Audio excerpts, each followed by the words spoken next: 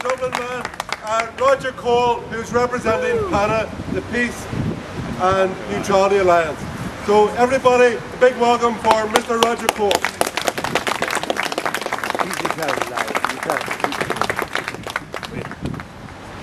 But what they want is very clear. They want a militarized Europe. They want a centralized Europe. They want a neoliberal Europe. Barroso called it an empire. 4 days ago, the Minister for Foreign Affairs in France said that as a consequence of the terms of the Lisbon Treaty, the foundation has been laid to create a world power. Now, I'm sure all of you here know that once upon a time we were members of a world power that sent its battle troops here, there and everywhere, bringing civilization, the white man's word. And that's what they want to do again. So, what we're saying is that when the Irish people were forced to vote again on exactly the same treaty, they did not change their mind because of a sudden conversion to this empire. They voted yes, they changed their mind because they were frightened. And to be fair, they had every reason to be frightened. There's mass unemployment in this country, and people's jobs, people's savings have been destroyed by the very same people who actually forced us to vote the people to change their mind. Now that's exactly what happened. So anybody here, or anybody listening, or anybody knowing what's going on, the idea that there was this great conversion to an empire or a superstate, that's not what happened.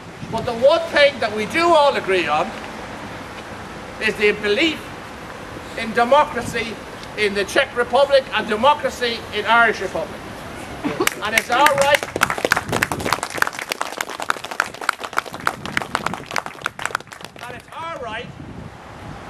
to show our solidarity in his struggle to defeat the Lisbon referendum. Defeat the Lisbon Treaty. Because if he manages to hold his nerve for another couple of months, there will be a general election in Britain. And what the polls show is the current party in opposition is saying it will have a referendum. What is going to happen if this Lisbon Treaty goes through is, what do you do with hundreds of thousands of people all over Europe who have no job? What did they normally do when you have hundreds of thousands of people with very little income? Make a war. Put them in concentration. You send them off to Afghanistan. You send them off to Pakistan. That's what they're planning to do.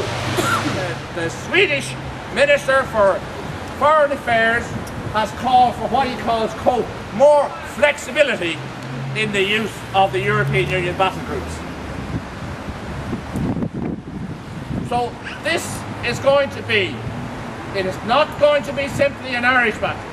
It's not going to be simply a British battle. It's going to be a battle for people all over the European Union, all of them who believe in democracy, who do not want to get dragged into wars in Pakistan and Afghanistan, because that's what's on offer if this treaty finally goes through. They have no problem saying that in the other states, because just as Tony said, you didn't hear in the media, the corporate media down here, about the decision of the Northern Ireland Assembly. You didn't hear about the call for, quote, greater flexibility of the European battle groups. You didn't hear about the French Minister for Foreign Affairs, as I said, calling now that we now have the mechanisms for a great power. We have a long tradition in this country of not liking great powers, or some people have. And what I call born-again Redmondites and William Walker socialists, this motley crew, that's what they want. And we have to make certain that they don't get their way. Thanks. Yeah.